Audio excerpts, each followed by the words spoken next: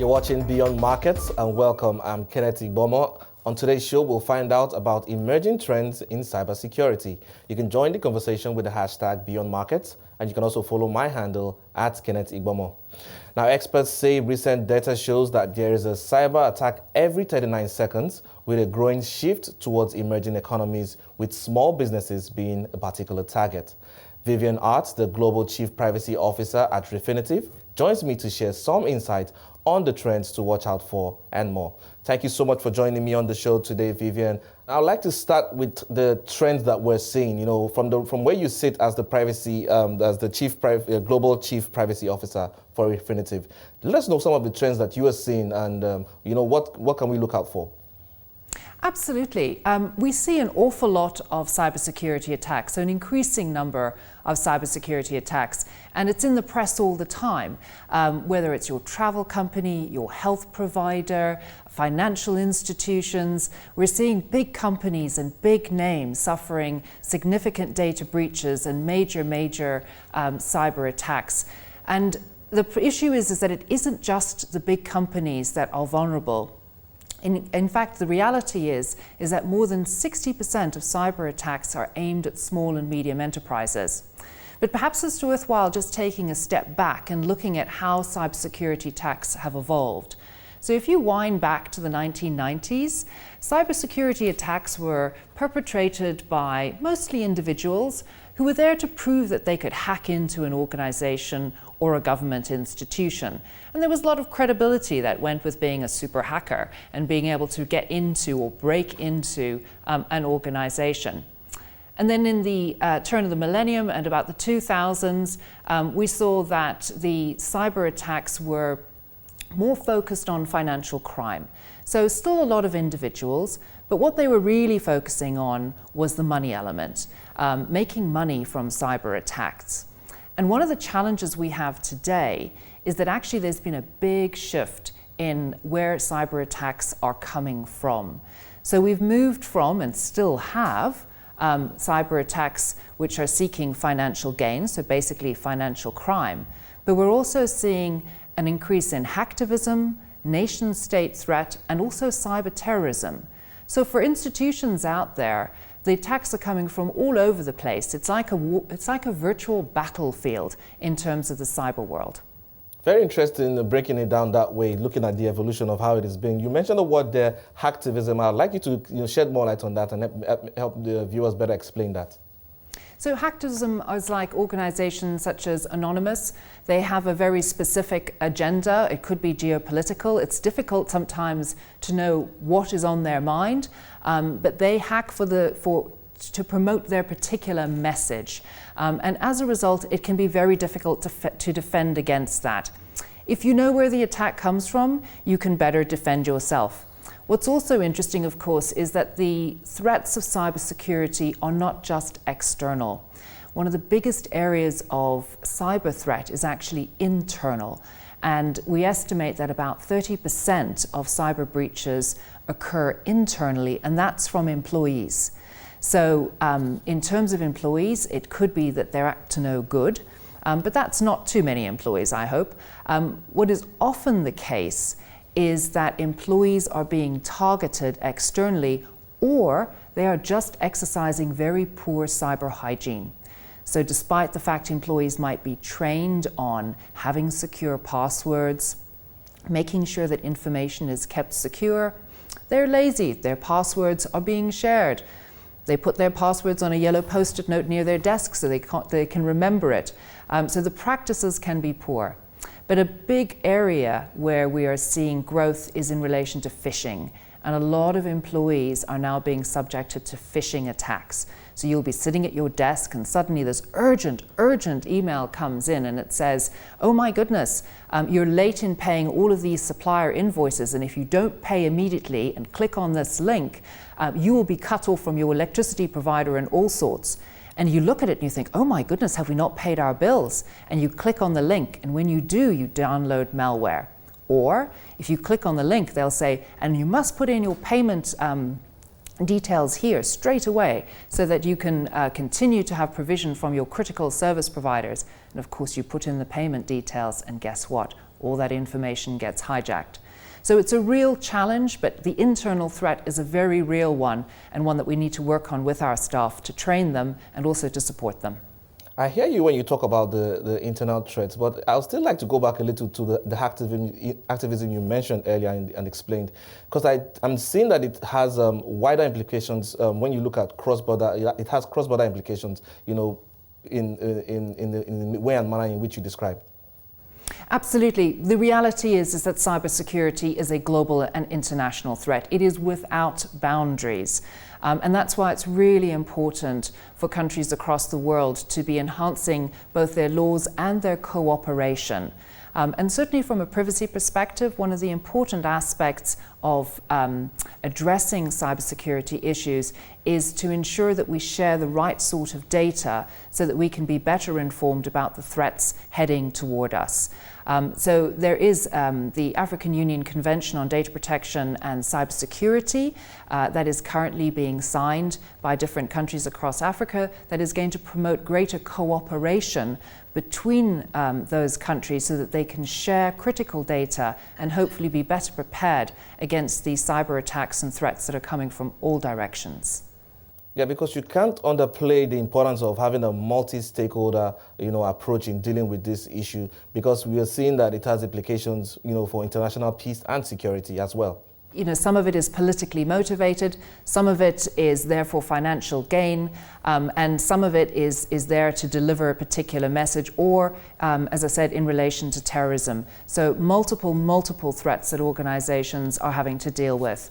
And one of the big challenges, of course, is that cyber threats are increasingly prevalent for small and medium enterprises. So although the big names often hit the headlines when they've been hacked, we're seeing that more than half of cyber attacks are aimed at small and medium enterprises, and that's because they're seen as low-hanging fruit.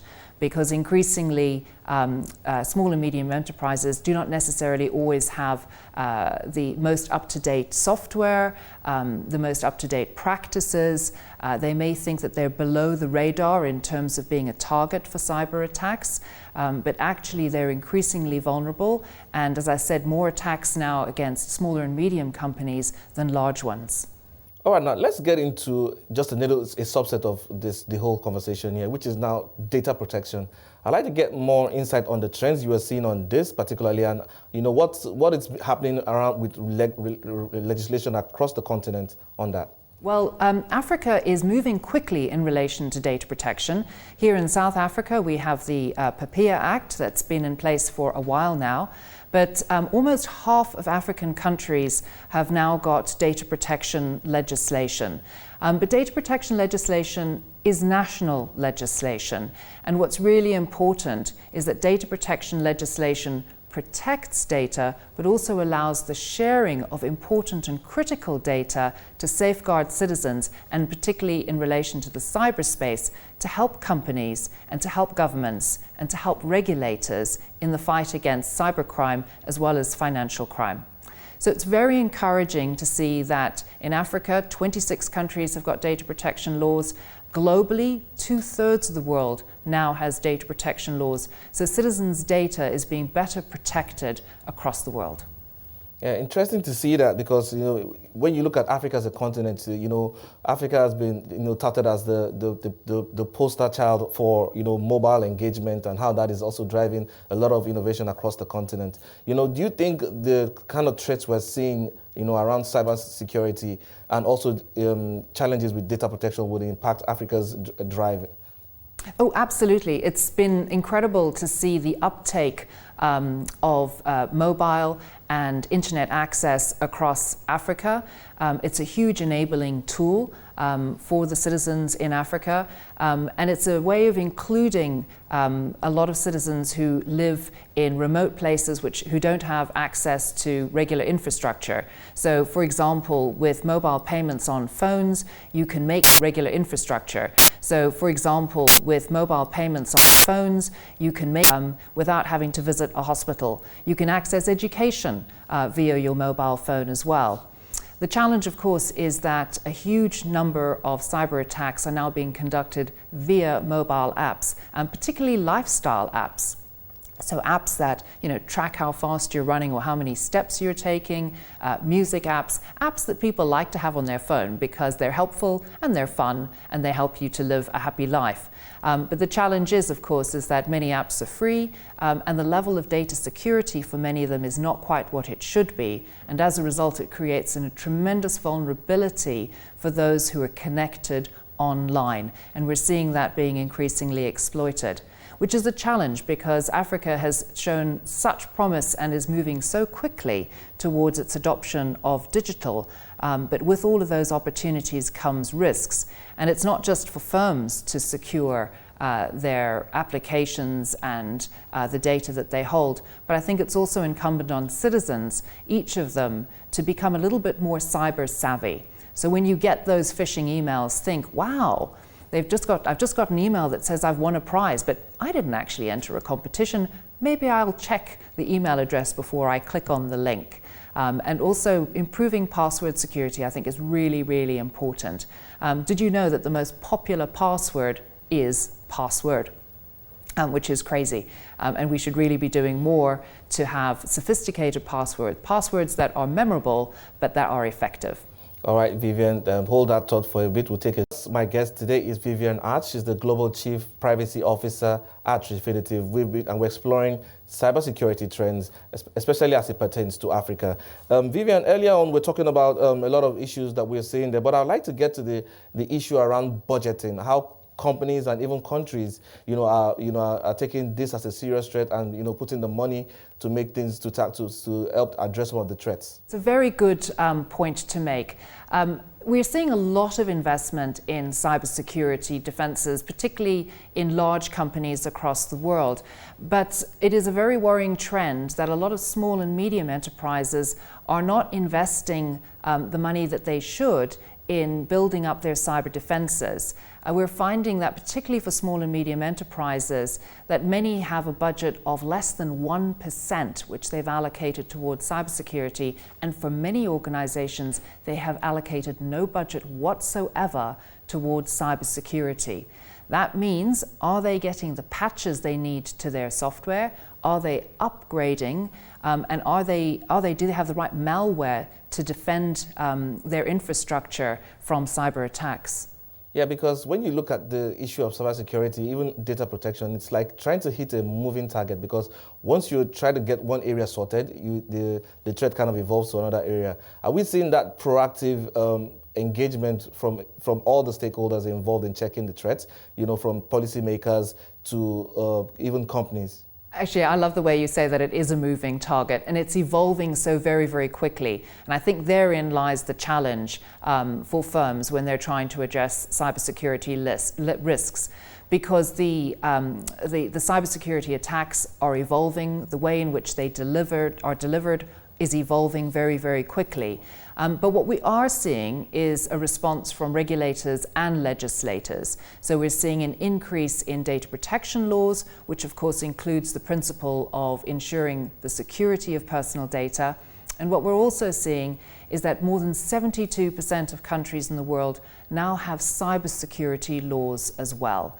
So that's focused on identifying critical infrastructure where additional safeguards are required, but also obliging companies to share information with the authorities about attacks so that they can then disseminate that information and help other companies to safeguard themselves from cyber attacks. Especially the need for having that feedback loop between all the stakeholders that are being affected.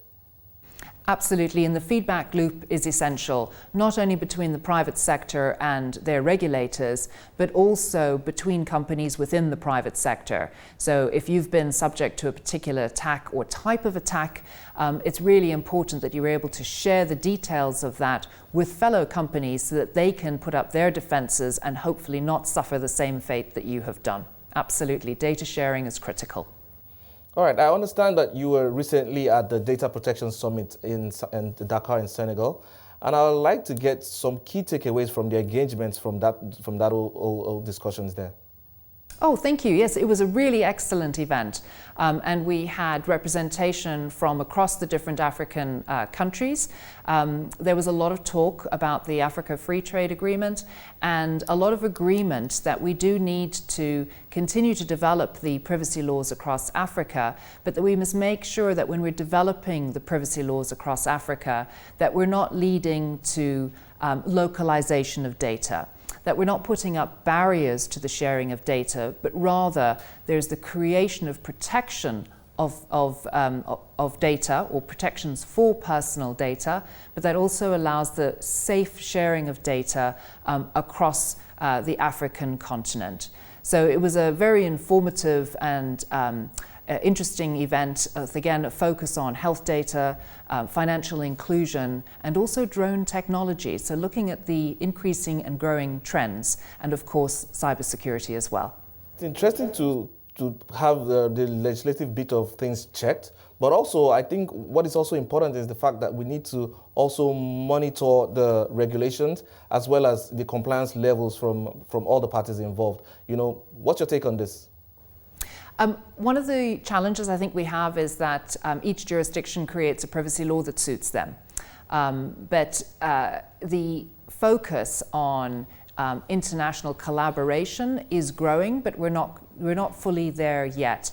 And I think one of the biggest challenges that we have is working out how we can collaborate effectively between jurisdictions to allow the safe sharing of data to address global threats like the fight against financial crime, global threats like the fight against cybersecurity, which knows no boundaries whatsoever.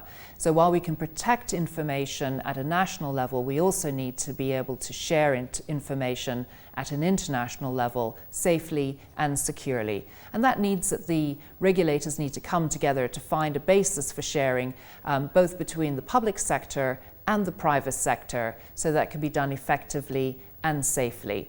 So these sorts of events bring regulators together. They get to discuss the issues, the opportunities, where they can agree, and hopefully move toward a much more engaged and joined up approach to data protection going forward. But then as a continent, though, it speaks to the need to build capacity in this regard to, you know, check against some of the threats that we can foresee in the industry. Absolutely, and so many of the privacy regulators don't necessarily have sufficient budgets or enough resources in order to regulate effectively. And it's not just about regulating, it's also about raising awareness with the population so they understand what their rights are, that organizations understand what their responsibilities are. So these are also very important roles for the regulator. They're not there just to carry around a big stick. They're also there to make sure that people understand what their obligations are and to improve standards around data security. If we have a safe and secure environment for data, it's also a tremendous tool for encouraging inward investment, which is hugely important. All right, but I'm seeing a challenge here with regards trying to get skills, because I understand that the very nature of the global threat of cybersecurity, as you rightly mentioned, you know, we've seen countries even using the intelligence, you know, for their own gain and as well. But then, do you think that we have the countries willing to share information on training to help other countries build the capacity they need? Certainly in relation to cybersecurity and data protection, I truly feel it's a win-win. By sharing our experience and by sharing information to safeguard everyone's citizens, it's absolutely a positive way of going about things. One of the things you mentioned, of course, is the lack of talent and skills, and that really is an area for concern. So particularly with a new and evolving area like data protection and particularly cybersecurity, we estimate that certainly by next year we're going to have a shortage of about 100,000 cyber experts in the African continent alone. So we really need experts who are able to help organizations and to help governments to address these threats that spread well beyond our boundaries, both privacy experts as well as cyber experts. So it certainly is a message to the young people out there, and Africa has one of the youngest populations in the world. That is certainly a tremendous career opportunity. And as a Chief Privacy Officer, I would certainly encourage a career in privacy. All right, now let's look at impact here and you know, the sectors that you think are most affected. Yes, the financial services, I think, will come tops. You can correct me if I'm wrong. But then what other sectors are, you know, affected peculiarly with regards to cyber threats? Well, the financial services sector has been a huge target of cybersecurity attacks, and that's because, you know, people see financial services as an opportunity for financial gain. And as a result, they've generally developed very high levels of cyber resilience, and they tend to be fairly effective in that area. But other areas that are very vulnerable, or shall we say massive targets of cyber attacks, are the health sector. But no sector is immune. We've seen recently big attacks on hotel chains, on airlines, and also in relation to social media platforms, all sorts. So nobody is immune, but certainly large global companies are often significant targets, particularly with regard to what we're seeing as an increasing trend toward crypto type of attacks and ransomware attacks. And that's where a hacker will come in, deposit some malware within your organization, but what it effectively does is it locks all of your data. And then they say, we won't release it unless you pay us a large sum of money. And obviously that's the sort of attack that is often leveled at these large institutions. And they have a heck of a time if you think about it, because a large institution could be fending off 10,000 or more cyber attacks every single day. And they have to be successful 10,000 or more times every single day, whereas the hacker only needs to be successful once in order to penetrate an organization. Yes, because I look at the statistics from your article, and it's still mind-boggling, the fact that we're seeing, you know, a cyber attack every 39 seconds. It speaks to the importance of, you know, coming up with information to get everybody in the loop of, you know, the recent trends that are taking place, and more importantly, understanding how the risk would impact business in the long run. Absolutely. And the risk for business isn't just a regulatory fine, but the risk for business is also your critical information being stolen. It is the tarnishing of your brand in public. It is a loss of trust and confidence by your customers in your organization. You might also be subject to litigation threat. And then, of course, the cost of dealing with a cyber event is hugely significant. So there is a myriad of challenges that organizations face when they are subject to a cyber attack, and it's not all financial. It obviously does have a massive financial impact, but it's not all financial. I think the latest data suggests that the average cybersecurity attack cost organizations more than $3 million each time. Yeah, because it's also mind-boggling when you think about areas around identity theft as well, and how, you know, it compromises a lot of things for organizations, for individuals as well. Oh, I think identity theft is so worrying for so many people. You know, to have your identity stolen means that they can procure services in your name, perhaps access your bank account, empty your bank account. Identity theft is a real challenge. And I think this is where it's important that we as individuals also play our role in keeping our data safe. So making sure that we have robust passwords, that we don't share passwords, and that we're also alert to those phishing attacks which are so prevalent. I don't know about you, but my inbox is always full of phishing type of emails where they're asking me to click on links and this, that, and the other. And you have to be vigilant and alert to stay ahead of them, because many of those emails are incredibly convincing.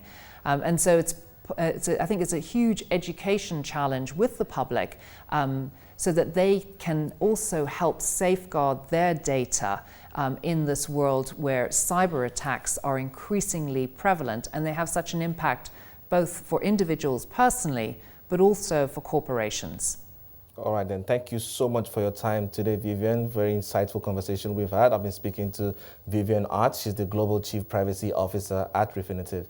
And that's it on Beyond Markets for today. And thank you so much for joining us. Remember, you can watch the show at 5 p.m. West African time daily and have access to all previous episodes of Beyond Markets on our website. That's at cnbcafrica.com. You can also stay engaged with the hashtag Beyond Markets and follow me at my handle at Kenneth Igbomor. Thank you so much for watching and have a wonderful day.